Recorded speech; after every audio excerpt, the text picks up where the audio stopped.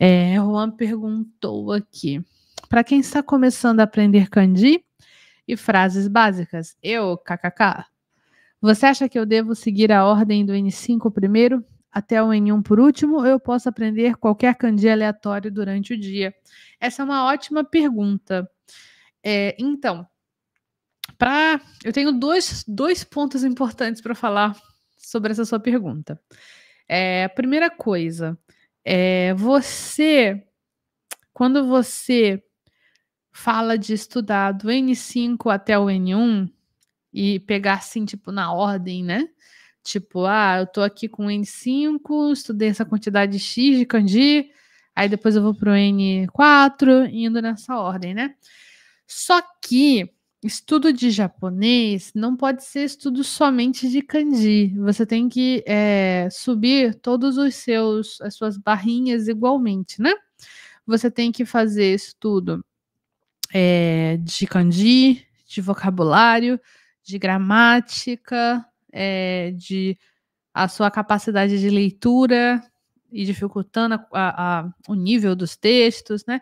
Tem que ir subindo tudo junto. Então você não vai ter como, é impossível, você subir o seu nível de kanji e aprender todos os kanjis de N1, de que dirá de N4, N3, já é difícil. Você vai parar no meio, assim. E não subir o resto, né? Você não treinar as outras coisas desse mesmo nível, né? Então, você não tem como só pegar o kanji. Eu não estou dizendo que você está falando necessariamente isso, mas é só uma coisa que eu queria pontuar, porque você colocou dessa forma, né? Seguir a ordem de N5 até o N1 e você falou de kanji, né? Só por isso, tá? Talvez você já tenha essa noção de que não dá para você estudar só o kanji, né? Nisso você tem que ir subindo junto às outras coisas. E isso você vai levar um tempo para subir tudo isso. Eu diria que o espaço para você sair do N5 e ir para o N1 é um espaço de pelo menos uns 5 anos de estudo, assim, né? Se você quiser encurtar esse tempo de estudo, você tem que fazer coisas assim um pouco extremas, tipo só estudar, sei lá, de repente pessoas que não trabalham e tem tempo só para estudar, só para focar no japonês e fazer disso um trabalho, por exemplo. Se você consegue fazer assim, tipo, umas imersões muito loucas, você pode diminuir esse tempo de estudo. Mas é em média em uns 5 anos, porque isso aí você tá querendo falar de você sair do zero e ficar assim, tipo, num avançadão, né, de japonês. Então, é uma coisa que leva tempo. Aí agora eu quero falar sobre a segunda parte da sua pergunta, que se você deve seguir essa ordem ou se você pode aprender qualquer kanji aleatório. Isso aí está muito ligado a como você quer usar a língua japonesa e quais são os seus objetivos com a língua japonesa. Por quê? Porque quando você estuda japonês, você está fora de um ambiente japonês, você está tipo no Brasil e você quer aprender japonês como um estudante de japonês por qualquer motivo que seja, né? Nesse caso, é interessante seguir a ordem da prova de proficiência, sim, e estudar do N5 até o N1, né? E estudando e subindo de nível, não só para você conseguir medir onde você está, né? Qual o seu nível, né? Como para você saber qual material usar, né? Primeiro eu uso esse, depois eu uso esse material, porque ele está indicado que é para o nível que eu quero, né? É uma forma de você saber isso. Agora, se essa não é a sua realidade, se a sua realidade eu moro no Japão, eu trabalho numa fábrica, e aí todo dia eu vejo vários kanjis diferentes.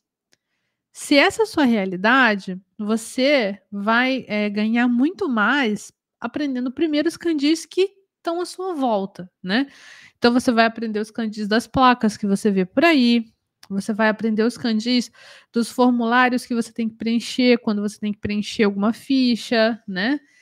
São os kanjis mais práticos, né? São os kanjis que você vai precisar usar no seu dia a dia, né? Então, se por acaso Você é um estudante de japonês que está no Brasil, você não tem necessidade imediata de saber kanjis específicos, então eu diria que é bom você aprender na ordem. Só que tem um detalhe, aí eu vou falar um terceiro ponto. Na prova de proficiência,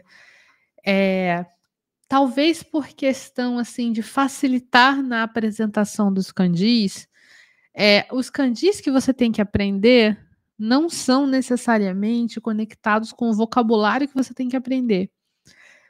Você tem que aprender para o N5 só uns 100 e poucos kanjis. Mas você tem que aprender para o N5 quase umas 1000 palavras, sabe?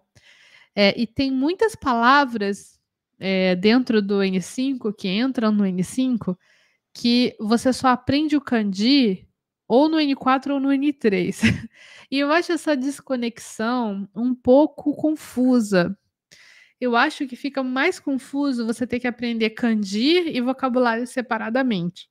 Eu acho que é muito melhor quando você consegue juntar os dois. Você consegue estudar o kanji e o vocabulário juntos. Ou seja, você aprende o vocabulário, aprende o kanji logo daquele vocabulário, sabe? Se você tem que aprender um kanji, desculpa, se você tem que aprender um vocabulário específico, fica muito melhor você pegar e aprender os kanjis também daquele vocabulário. Mesmo que você não lembre como escreve na mão, assim, todos aqueles kanjis, você tem que saber reconhecer essa palavra, mesmo se ela tiver sem furigana, se aparecer por aí, né? Porque eu acho que quando você aprende uma palavra e você não aprende o kanji da palavra, e é uma palavra que se usa em kanji, porque tem palavra que você não usa o kanji quase. Existe o kanji, mas você não usa, né? Então, eu acho que quando você aprende desse jeito, você tem que. Você precisa, assim, tipo, aprender, assim, o kanji também, né? Daquele vocabulário. Porque se você só aprender a palavra e não aprender o kanji, quando se usa em kanji, você vai acabar sabendo a palavra pela metade. É quase como se você não soubesse a palavra, porque você vai ter que, de repente, assim, você vê a palavra em kanji, mas você não vai conseguir ler a palavra. É a mesma coisa que você não saber, né? É a mesma coisa que você não conhecer a palavra, né? Então, por isso, eu defendo que é bom você saber o kanji dos vocabulários que você vai aprendendo conforme você vai aprendendo. Porque, para mim, se você não sabe o kanji daquela palavra, você sabe a palavra pela metade, né? Uma opinião minha. Uma opinião minha, mas eu acho que é bem por aí.